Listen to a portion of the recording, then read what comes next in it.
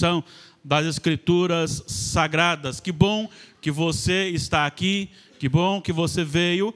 Então vamos abrir a nossa Bíblia, dar continuidade à exposição do livro de Joel. Joel capítulo 2, versículos 12 a 17. Eu preferi fazer 2 sermões aqui, até o 27, justamente porque há muita riqueza nesse texto. Então, para que a gente possa explorá-lo da melhor maneira, nós vamos usar apenas até o versículo 17. Iremos falar hoje sobre o tema Ainda há Esperança. Joel capítulo 2, 12 a 17, assim lemos. Ainda assim, agora mesmo, diz o Senhor, convertei-vos a mim de todo o vosso coração, isso com jejuns e com choro e com pranto. Rasgai o vosso coração e não as vossas vestes, e convertei-vos ao Senhor vosso Deus, porque Ele é misericordioso e compassivo, e tardio em irar-se, e grande em benignidade, e se arrepende do mal. Quem sabe não se voltará e se arrependerá e deixará após si uma bênção, uma oferta de manjares e libação para o Senhor vosso Deus? Tocai a trombeta em Sião, promulgai um santo jejum, proclamai uma assembleia solene. Congregai o povo, santificai a congregação, ajuntai os anciãos, reuni os filhinhos e os que mamam. Saia o noivo da sua recâmara e a noiva do seu aposento. Chorem os sacerdotes, ministros do Senhor, entre o pórtico e o altar, e orem. Poupa o teu povo, ó Senhor, e não entregues a tua herança ao opróbrio, para que as nações façam escárnio dele. Porque hão de dizer entre os povos, onde está o seu Deus? Na mesma submissão, temor ao Deus que inspirou as Escrituras Sagradas, vamos ouvir e pedir que o Espírito Santo trabalhe o nosso coração, trabalhe a nossa vida e ponha vida na palavra, para que sejamos edificados. Ainda há esperança. No dia 12 de outubro, Damares e eu recebemos uma notícia que nos deixou triste, principalmente a Damares, que foi o falecimento do seu irmão. E ela já recebeu a notícia por volta lá de 12:30, mais ou menos, quase 1 hora. E então nós saímos bem rápido daqui para chegarmos ali no distrito de São João do Príncipe, com possibilidade de alcançar ou não o sepultamento. E quando nós estávamos chegando, o sobrinho de Damares disse que o pai dele seria sepultado às 17 horas. Então nós falamos, olha, praticamente impossível. E claro, o desejo era chegar, pelo menos participar daquele sepultamento. Mas quando nós estávamos chegando no distrito, tem uma subida, e terminando a subida, estava o carro da funerária chegando. Então nós conseguimos chegar na hora que o carro da funerária chegou para o sepultamento. Foi uma questão exata. Um pouquinho de atraso, nós não conseguiríamos mais chegar ali. A vida da gente é feita assim, de momentos. E esses momentos passam, se nós não soubermos aproveitá-los. Algumas coisas estão ao nosso dispor, a nossa condição de pensamento e decisão, outras fogem. Mas nós precisamos estar atentos a isto. Eu quero falar sobre isso porque a gente precisa pensar um pouquinho hoje aqui, que ainda temos algo muito especial para a nossa igreja. Eu quero voltar ao texto, esse texto que possivelmente, creio eu, tenha sido escrito no século IX, e antes de Cristo, e esse texto tem muito a ver com a nossa vida aqui. E o que nós temos ali é uma situação terrível, crítica, situação histórica de Judá. O juízo de Deus era iminente. Já havia sido estabelecida uma questão relacionada às pragas do gafanhoto, e ali cita 4 operações dos gafanhotos, em que não para classificá-los, mas para dizer que toda a plantação seria devastada. Para isso, Deus chama a atenção daqueles que viviam em prol do vinho, que eram beberrões. E dizia que eles estariam sem aquilo que saciava o seu vício. Mas chama a atenção também dos próprios agricultores. E além dos agricultores, porque ficariam sem o seu alimento, chama a atenção dos sacerdotes, porque sem a plantação não haveria como sustentar os animais, não haveria então nem ofertas e nem sacrifícios do templo. Então tudo ficaria prejudicado. Após os gafanhotos, tem aqui na personificação dos gafanhotos, você tem o exército assírio que viria com grande poder contra, como juízo de Deus. Deus estava dizendo para a nação de Judá que não haveria uma guerra contra Judá, mas ele estaria guerreando, o próprio Deus estaria guerreando contra Judá, contra o seu próprio povo. E ele enviaria então um povo totalmente ordenado e capaz de destruir. E esse dia seria chamado Dia do Senhor, em que Deus agiria terrivelmente em Judá. O inimigo que vinha sob a ordem do próprio Deus e tinha um poder de morte grande, um poder de morte destruidor. Em meio a esta calamidade, em meio a essa terrível notícia que era iminente, que estava para acontecer, o Senhor agora, na boca do profeta Joel, para dizer ao povo: ainda há esperança. Ainda há esperança. E é aqui que entra o texto que nós lemos, que é justamente a palavra do Senhor para o povo de Judá. E a primeira coisa que vemos aqui, para que seja alimentada essa esperança, é que o povo é conclamado a voltar-se para Deus. Olha só o versículo 12.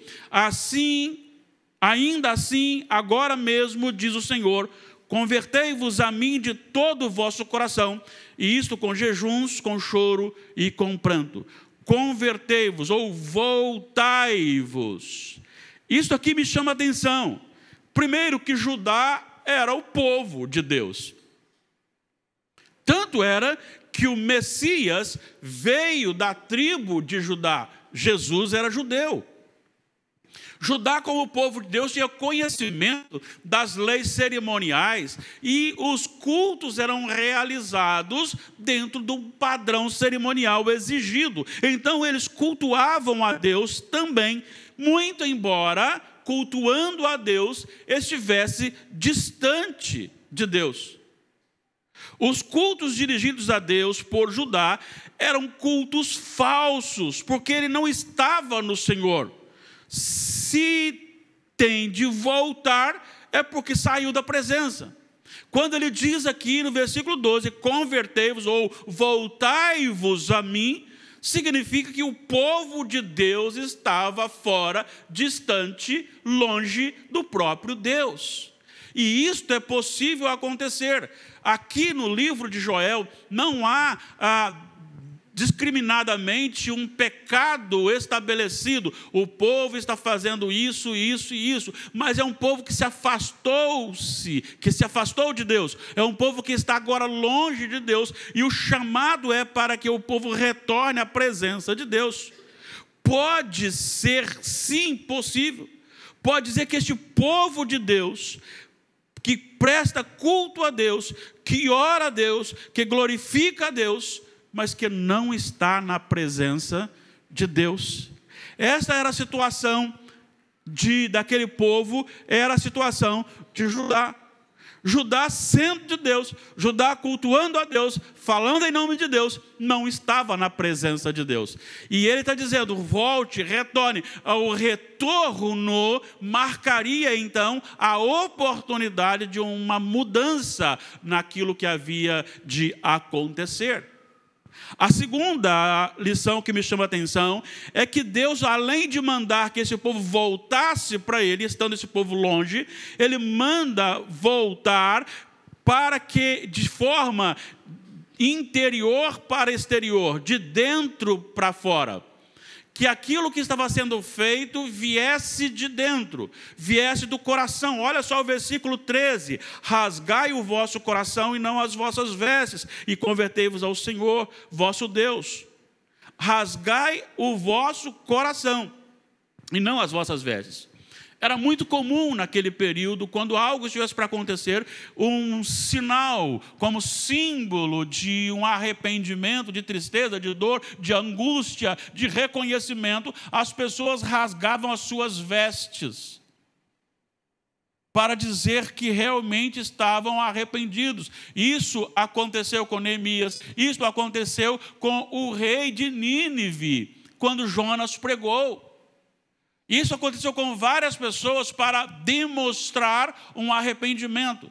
Só que Judá estava fazendo isso apenas com o lado externo, apenas mostrando roupa rasgada, mas o coração não estava rasgado. E Deus está dizendo para Judá aqui, ele quer algo do coração, e é algo do coração que vai estabelecer aquilo que é externo. Todas as nossas ações devem ser realizadas com a motivação certa, correta. Deve partir de um coração quebrantado. John Bunyan, certa feita, disse o seguinte, pelo menos a frase é atribuída a ele: coração sem palavras é melhor do que palavras sem coração. Coração sem palavras é melhor do que palavras sem coração.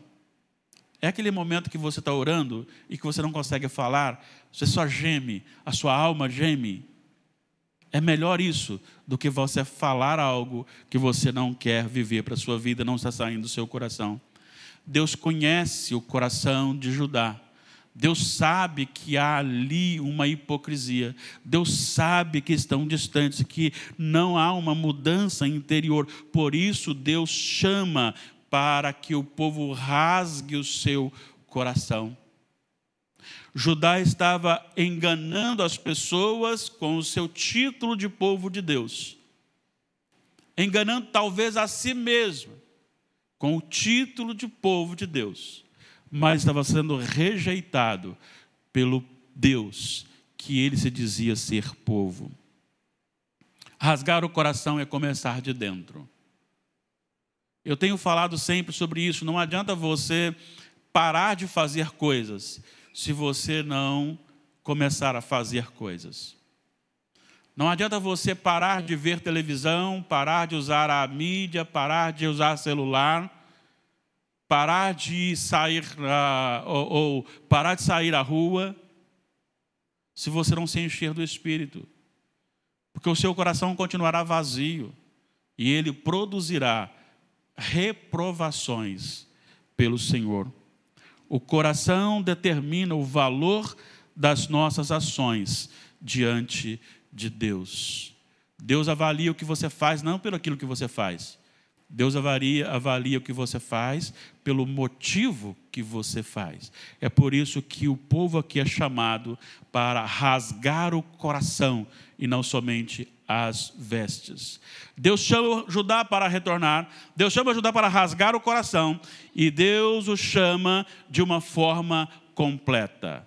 Este ato deveria ser abrangente a todas as pessoas de Judá. Os versículos 16 e 17 diz o seguinte: congregai o povo, santificai a congregação, ajuntai os anciãos, reuni os filhinhos e os que mamam, sai o noivo da sua recâmara e a noiva do seu aposento, chorem os sacerdotes, ministros do Senhor entre o pórtico e o altar, e orem, poupa o teu povo, ó Senhor, e não entregues a sua herança ao opróbrio, para que as nações façam escárnio dele.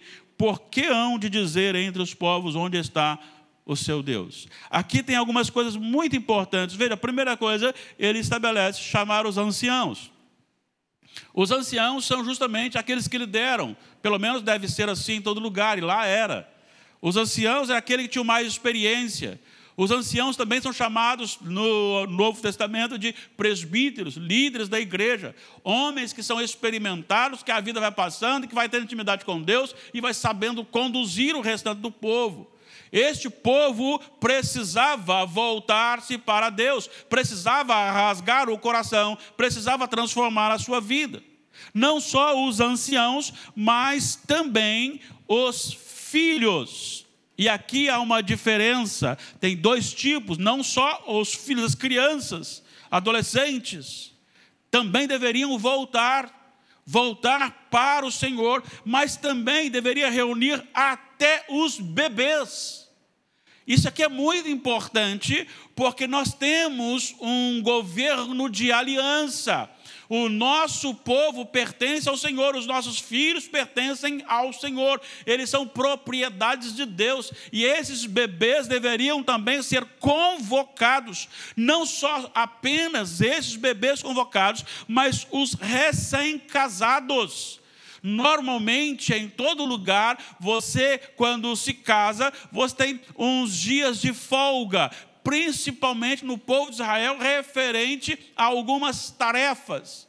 Então, aquele que se casava tinha lá um determinado tempo para que ele e sua esposa pudessem consumar o casamento e curtir a lua de mel. Sim, mas neste ponto o negócio está tão grave, está tão desesperador, que nos anciãos, as crianças, os bebês e até os recém-casados agora parem com a lua de mel e venham para esta reunião solene de arrependimento, de jejum, de transformação, de consagração. Por quê? Porque o que está para acontecer é algo terrível. E a liderança é chamada para chorar pelo povo. Os sacerdotes chorem entre o pórtico e o altar e orem clamando ao Senhor. Algumas coisas importantes aqui, porque nós temos aqui uma questão relacionada a um chamado de arrependimento, mas que é acompanhado de uma consagração de vida, como uma ação externa que mostra o coração quebrantado diante do Senhor, com jejuns, com choros. E o objetivo aqui é justamente para que o nome de Deus seja engrandecido. Olha só, ele vai dizer assim: orem desta forma. O próprio Deus, na boca do profeta, falando ao povo como o povo deveria orar e qual deveria ser a maior preocupação. Porque eu dizer entre os povos onde está o seu Deus? Ou seja, vocês estão vivendo de tal maneira que eu estou tirando a minha mão de sobre vocês, de tal maneira que vocês serão entregues, envergonhados, e as nações dirão: eles não têm Deus sobre eles, não? Não tem um Deus que protege? Não tem um Deus que salva? A ação pecaminosa de Judá estava ferindo a santidade de Deus, o santo nome de Deus. E por isso eles são chamados a uma consagração. Por que ele é chamado ao jejum? Porque o jejum é um exercício físico que tem consequências espirituais e motivações espirituais. Vou inverter.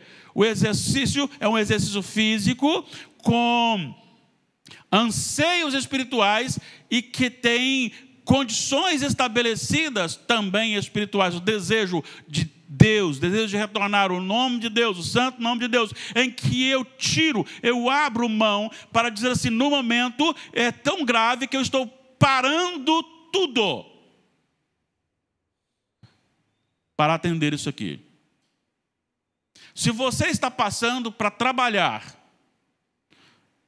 e de repente está saindo para trabalhar, o seu filho toma um tropeção e machuca o dedo do pé, o que você faz?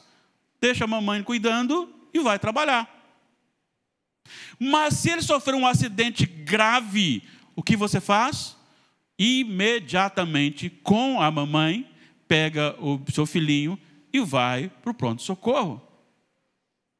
Aqui a ideia é isto: há tanta gravidade que todo o povo, até mesmo os recém-casados, os bebês, as crianças, os anciãos, todos precisavam ser convocados e parar tudo e consagrar num jejum, dizendo assim: nós deixaremos as coisas que estamos fazendo, o nosso alimento, nós estaremos agora diante do Senhor, porque nós precisamos que retorne a nós a esperança de um livramento do Senhor.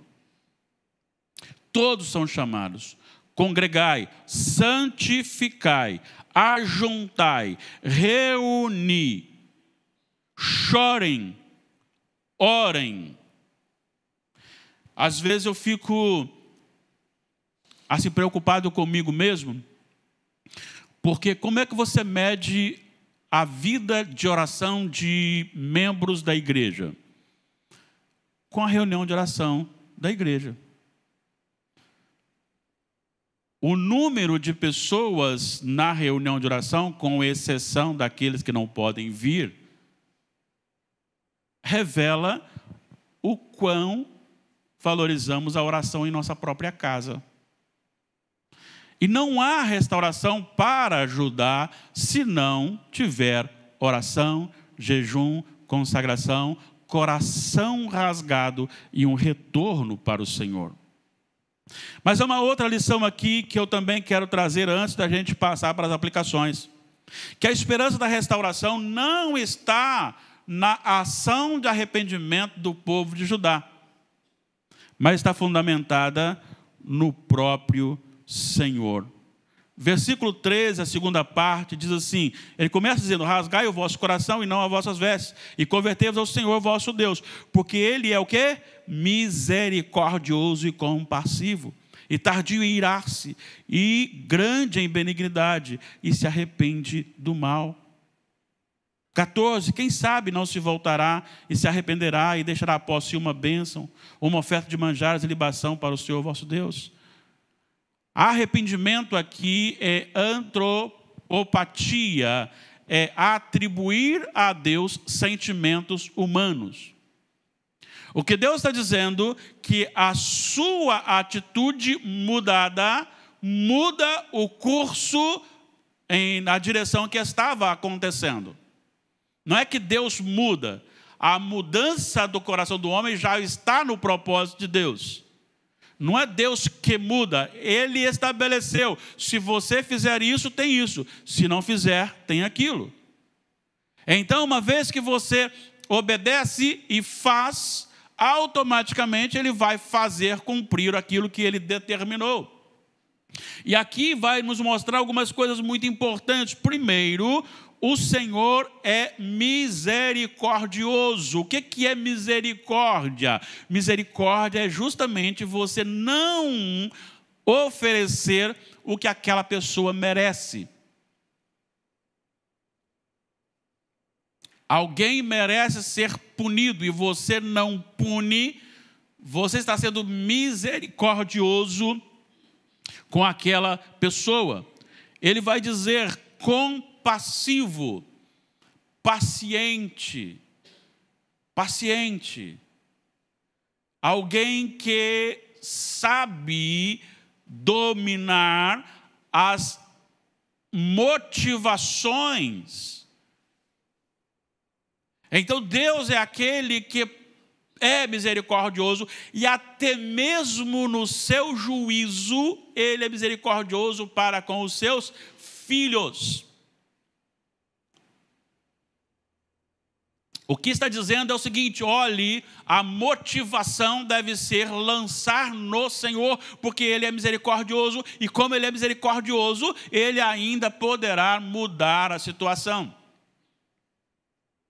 Estão lembrados do que o profeta Jeremias disse? As misericórdias do Senhor são a causa de não sermos consumidos. As suas misericórdias se renovam manhã após manhã. O Senhor é maravilhoso, Ele é misericordioso, Ele é compassivo, Ele é tardio em irar-se. Nós estudamos há alguma quarta-feira sobre a ira de Deus. E a ira de Deus nada mais é do que Ele ministrar realmente aquilo que você merece. Quando Deus ministra o que você merece, Ele está ministrando a sua ira. é o juízo de Deus ministrado. Deus ministrou a sua ira em Sodoma e Gomorra. O que ele fez? Ele apenas fez o que aquelas cidades mereciam. Deus ministrou a sua ira com o exército do Egito, com Faraó. O que Deus fez ali? Ministrou justamente o que o exército de Faraó merecia. Corá, Datã e Abirão, engolidos pela terra, Deus ministrou sobre eles sua ira. O que Deus fez? Só deu a eles o que eles mereciam.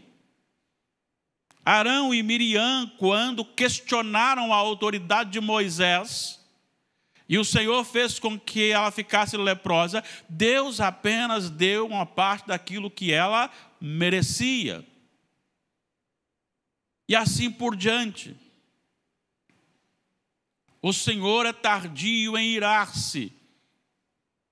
E neste ponto ele está dizendo, olhe para isso, agarre-se a isso, apegue-se a isso, ainda há tempo, ainda há esperança, rasgue o seu coração, volte para o Senhor, não rasgue só o seu terno, não seja só um religioso, mas que o seu coração esteja todo na presença de Deus, retorne para o Senhor.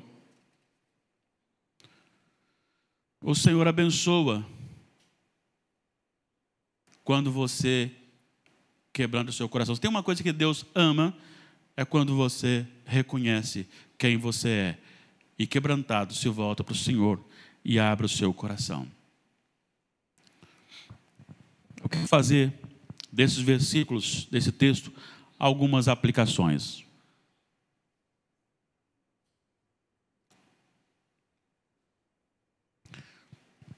Olhando para a história, a gente fica com medo porque cada dia mais o certo se torna errado e o errado certo. Cada dia mais a igreja está muito parecida com o mundo, com pouca diferença de caráter, que redunda, que é evidenciado no corpo e nas atitudes de cada pessoa. E quando o Senhor age através dos ministros do Supremo Tribunal Federal, age através do presidente da República, dos ministros do presidente da República, quando o Senhor age através dos senadores, através dos deputados, dos governadores, dos seus secretários, dos deputados estaduais, governo municipal em toda a sua área, ele está agindo não contra eles, mas usando eles por causa de nós, igreja do Senhor. Vamos lembrar aqui que Judá era povo de Deus, se dizia povo de Deus, louvava a Deus, sacrificava a Deus, mas foi chamado a voltar-se para Deus. Vamos lembrar da igreja de Éfeso, que era uma igreja doutrinariamente correta. Ali era tudo ali segundo as Escrituras.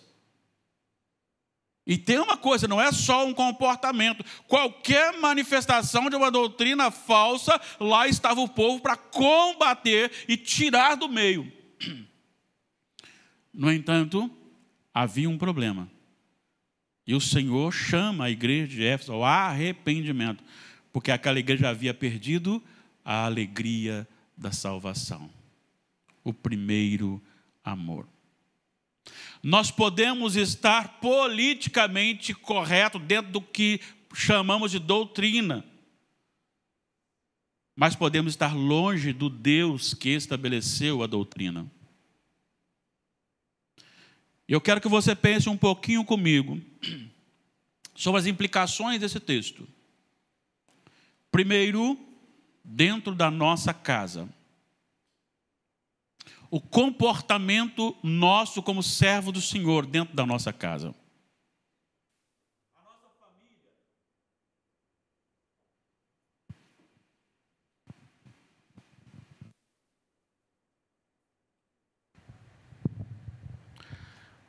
A nossa família é a primeira igreja que nós pastoreamos.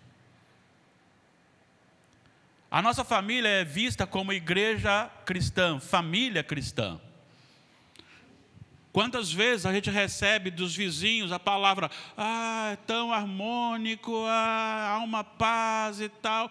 Mas a minha pergunta é, nós estamos realmente em Deus? Homens, maridos, nós conduzimos a nossa casa à luz das Escrituras Sagradas? Nós fazemos da nossa casa uma igreja de adoração ao Senhor? Quantas vezes durante a semana a palavra do Senhor é aberta em nossa casa? Quando nós pegamos a Bíblia para ler, ouvir a voz de Deus, falar com Deus, a nossa esposa, os nossos filhos têm visto isso em nós, líderes da nossa casa. Talvez agora é o momento do sacerdote do lar chorar dentro da sua casa, arrependido, para que haja uma transformação e nós, homens, assumir o nosso papel dentro daquilo que Deus nos estabeleceu. As mulheres não foram chamadas para liderar espiritualmente, muito embora muitas delas tenham que fazer isto, porque muitos homens crentes não estão fazendo. A Bíblia é aberta aqui na igreja no domingo e muitas vezes é chegada em casa guardada e só apanhada no outro domingo. Não estou dizendo que isso aconteça, estou dizendo que há possibilidade. Talvez seja a hora da gente parar e voltar para o Senhor. Seja a hora da gente voltar, homens. Voltarmos para o Senhor e assumirmos uma responsabilidade diante de Deus e dizer para o Senhor, nós temos errado até agora. Nós temos deixado de lado o Senhor e não temos conduzido a nossa vida diante daquilo que nos é colocado. Talvez hoje seja um momento muito especial para você e para mim, para nós começarmos a rasgar o nosso coração, ao invés de falarmos palavras bonitas, seja do púlpito, seja numa escola dominical, seja numa conversa de domingo, ou de quarta-feira, ou de sexta-feira. Talvez seja a hora de realmente colocar a nossa vida no padrão de Deus e voltarmos primeiro nós, sacerdote do nosso lar, voltarmos para a presença de Deus. Você já pensou que a igreja pode ser chamada a igreja de Deus e estar longe de Deus? E isso é responsabilidade minha, como líder da minha família.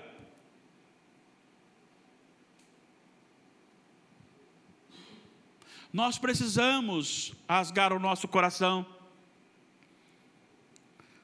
Talvez como maridos nós não estamos estabelecendo e exercendo a autoridade que do Senhor nos concedeu no Senhor, de conduzir a nossa casa no Senhor, e isto é lamentável. Eu não estou dizendo o que está acontecendo, eu não conheço a sua casa, eu estou dizendo que isso pode acontecer. Há tantas coisas para roubar o nosso tempo, há tanta coisa para nos tirar o foco. Quer ver uma coisa que você vai se identificar? Você fala assim, vou orar ao Senhor agora, meia hora. Quando você começa a orar, você fala assim, acho que vou mandar uma mensagem para o presbítero Adriano, perguntar se está tudo bem com ele, para orar por ele. Mandar mensagem para ele, porque não mandou antes, ou manda depois. Mas a vontade de mandar uma mensagem, não é a vontade de mandar mensagem. É Satanás instigando a nossa carnalidade a desviar-nos do foco da oração.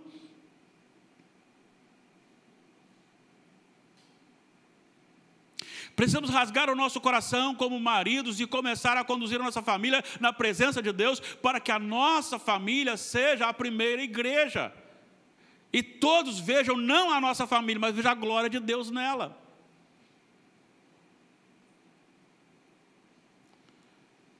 Precisamos saber priorizar o que é de Deus para estar no Senhor.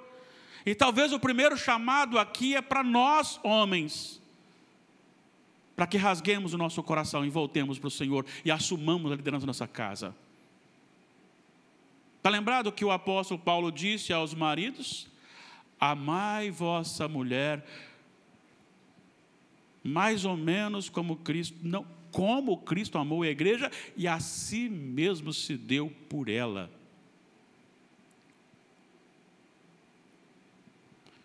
Significa que, além de você estar com a sua família, conduzindo a sua família, sustentando a sua família, provendo a sua família, talvez é necessário que você reserve um pouquinho do seu sono para que você seja um intercessor da sua família, enquanto sua esposa está dormindo, enquanto seus filhos estão dormindo.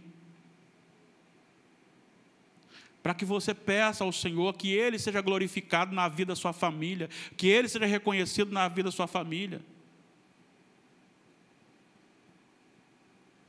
Mas não são só os homens. O papel da mulher é ajudar o homem na sua missão. E tem muita mulher que toma a missão do homem,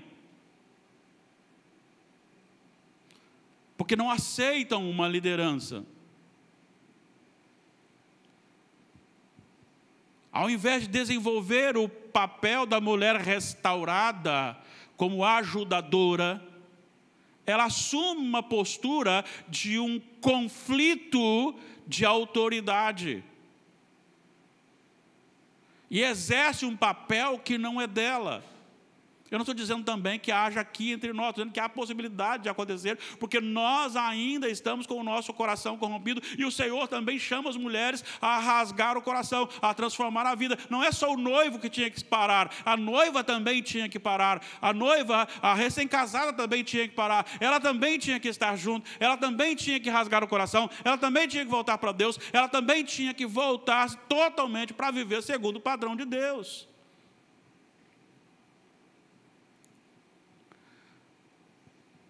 A igreja precisa desse renovo. E Deus não nos dará um avivamento enquanto nós estivermos distante dEle.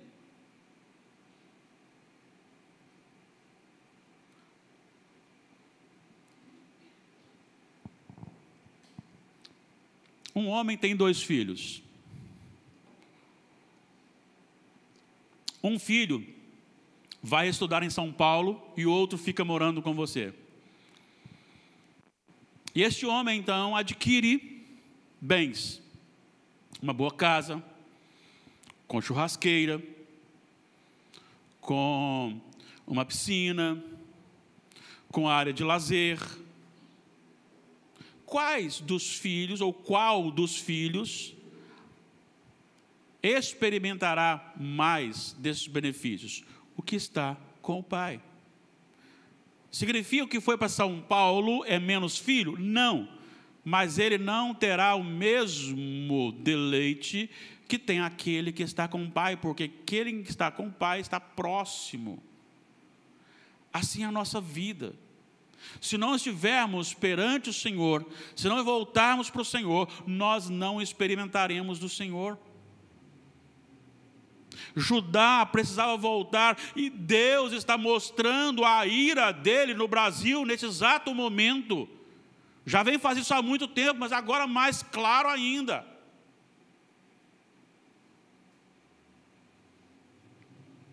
A ira de Deus é quando Ele entrega o homem à sua própria vontade, e Deus está fazendo isso no Brasil, e também até mesmo no meio do povo que se chama povo de Deus. Recentemente eu vi o vídeo de um pastor famoso, que já vem dando seus deslizes já há um bem tempo, mas ele estava combatendo os cristãos que estão evangelizando nas faculdades. Chamou de teatrinho evangélico. O mesmo que defende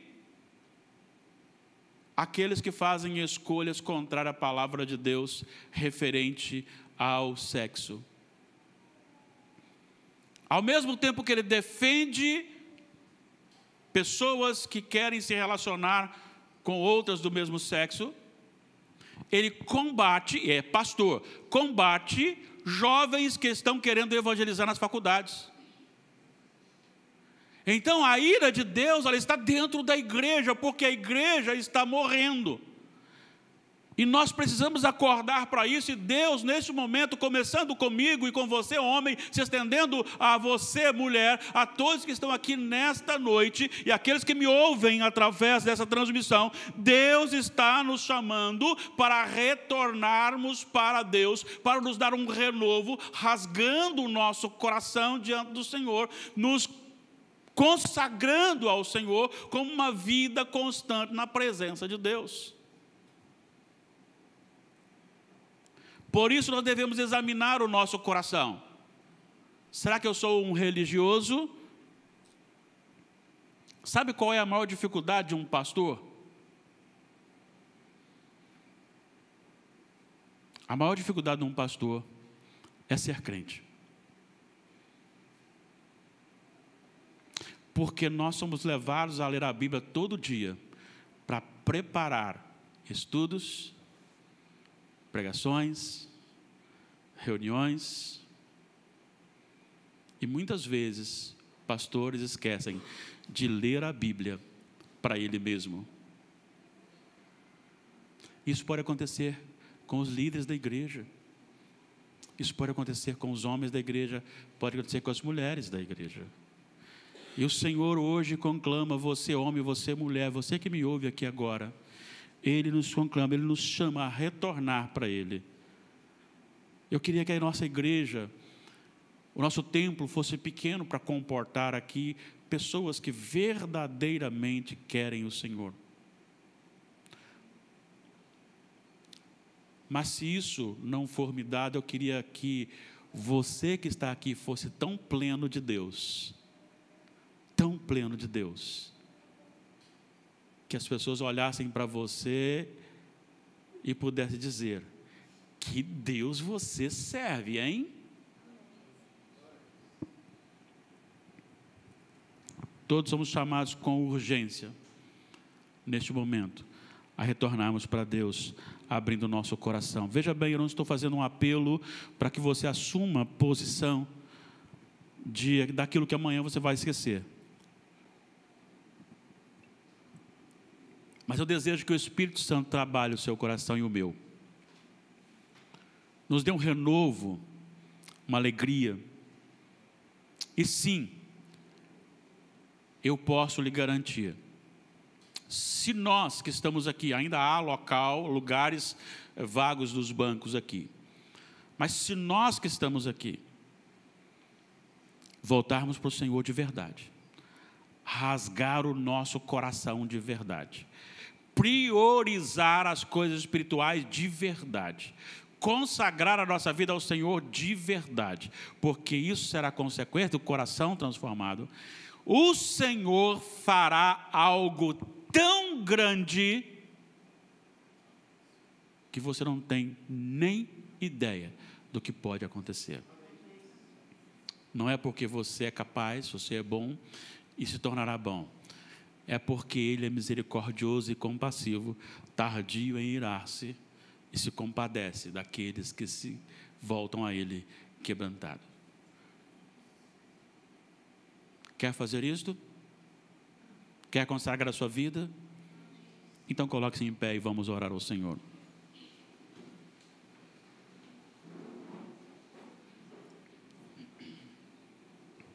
Senhor, nós lamentamos